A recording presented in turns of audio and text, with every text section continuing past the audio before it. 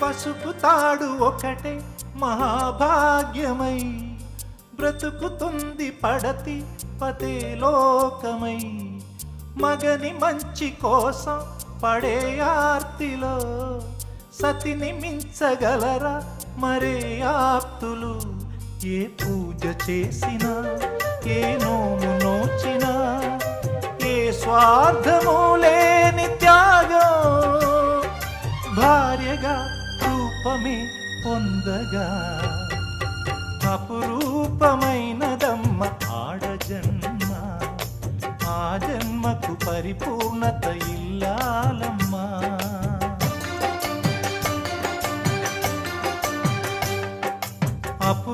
అపురూపమైనదమ్మ ఆడజన్మ, ఆ జన్మకు పరిపూర్ణత